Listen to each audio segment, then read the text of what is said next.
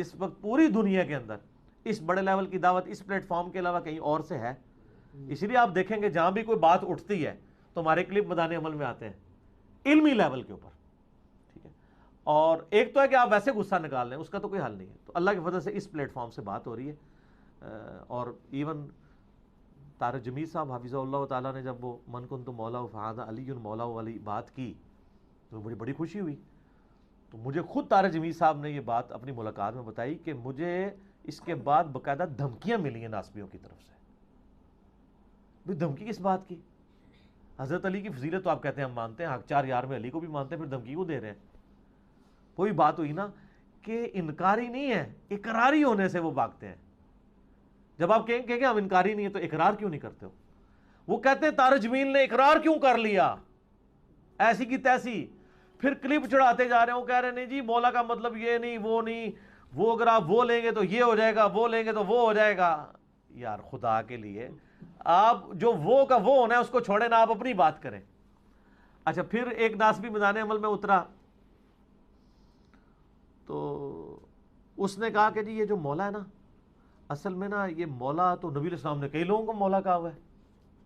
اچھا جی، اور جب ہم کہتے ہیں کئی لوگوں کو کہا ہوا ہے تو پھر گنواتے ہیں تو پھر ایک ہی گنواتے ہیں، زید ابن حارثہ، زید ابن حارثہ نبی علیہ السلام کے جو منہ بولے بیٹے تھے، وہ صحیح بخاری میں ہے، اور کہتے ہیں یہ حدیث نہیں بیان کرتا۔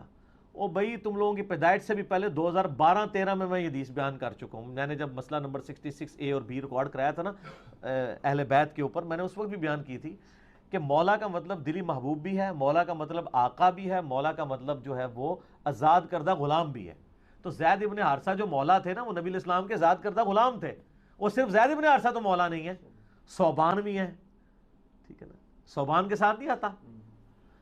صوبان مولا رسول اللہ صلی اللہ علیہ وآلہ وسلم، نبی علیہ السلام، یعنی وہ مولا کا مطلب ہے کہ وہ اتنا محبوب ہوتا تھا کہ اس کا آقا اسے آزاد کر دیتا تھا، تو وہ پوری زندگی پھر اس کو اپنا آقا ہی مانتا تھا کہ اس نے مجھے آزاد کیا۔ تو نبی علیہ السلام جو ہے وہ حضرت صوبان اور زید ابن حارثہ کے بھی مولا ہیں اور وہ نبی علیہ السلام کے مولا ہیں۔ لیکن سر یہ جو حدیث ہے من کنت مولا ہو فہذا علی مولا ہو، جس کا مولا میں، یہ تو الفاظ ہی ہو رہے ہیں، وہ تو نبی صاحب میں ہے کہ زید ہمارے مولا ہیں، نبی صاحب نے جس کا مولا میں اس کا مولا علی، یہ نبی علیہ السلام نے مولا علی کے بارے میں کہا ہے، ٹھیک ہے؟ یہ اور کسی کے بارے میں نہیں۔ آپ جتنا مرضی زور لگا لیں، جو بات ادھر ہے وہ ہے یہ کی۔ اچھا پھر یہ دیکھیں ہمیشہ عیب تلاش کرتے ہیں، اور پھر غلطیاں ان سے کیسی ہوتی ہیں۔ یہ وہی جو بچہ چنگڑا چھوڑا ہوا ہے نا، یہ اہل حدیث مکتبہ فکر والوں نے، جو وہ طارق جمیل صاحب کے خلاف بھی بولتا رہتا ہے، پھر بڑی منت مارتا ہے کہ ہمارا نام ہی لے دے۔ نہیں، آپ کا نام نہیں لیں گے، کبھی بھی نہیں لیں گے۔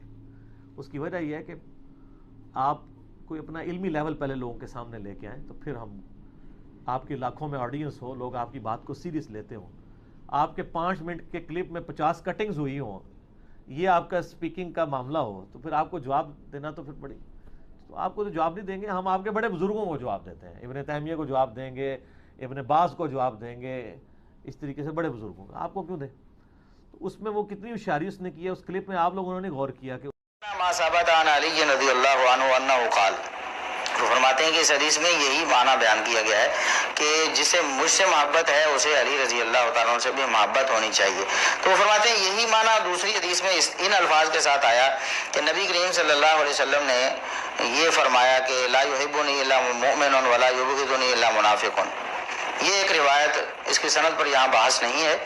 امام بہقی رحمۃ اللہ علیہ نے فرمایا کہ جو اس حدیث میں معنی آیا ہے وہی اس حدیث میں ہے، من کنت مولا فعلی مولا علی۔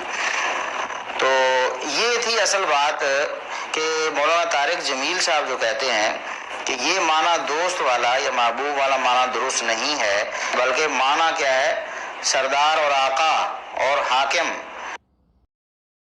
اس نے کس طریقے سے زہر انجیکٹ کیا ہے، وہ کرتے کرتے نا کہتا ہے کہ یہ جو حدیث ہے نا کہ علی سے محبت نہیں رکھے گا مگر مومن، علی سے بغض نہیں رکھے گا مگر منافق، تو ابھی میں اس حدیث کی صحت میں نہیں پڑھوں گا، اور یہ بات کہہ کے آگے چلا گیا۔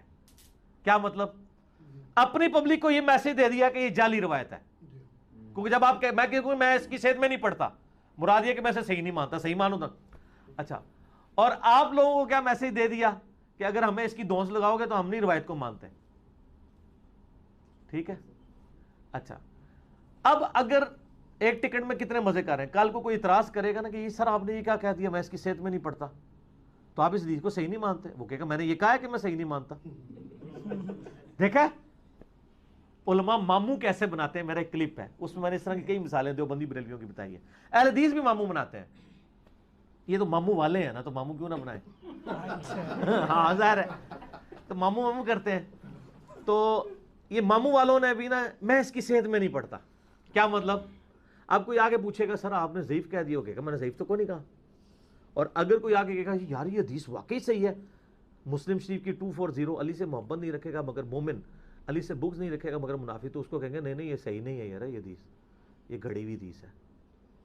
لیکن علیحدگی میں پبلکلی نہیں کریں گے یہ بات, کیونکہ پبلکلی ان کو پتہ ہے کہ اہل سنت کا اتفاق ہے بخاری مسلم کی مرفوع احادیث پہ, اور یہ مرفوع حدیث ہے کیونکہ مولا علی نبی علیہ السلام سے اسے بیان کر رہے ہیں کہ نبی امی نے مجھ سے یہ عہد لیا تھا کہ اے علی, اور وہ سٹارٹ کرتے ہیں مولا علی قسم کھا کے, قسم ہے اس ذات کی جس نے دانے کو پھاڑ کر اناج کو اگایا اور مخلوقات کو پیدا کیا, نبی امی نے مجھ سے یہ عہد لیا تھا کہ اے علی صرف مؤمن ہی تجھ سے محبت کرے گا اور صرف منافق ہی تجھ سے بغض رکھے گا.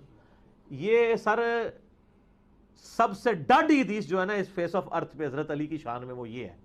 لوگ کہتے ہیں من کنتو مولا, سر وہ بہت چھوٹی ہے اس کے مقابلے پہ.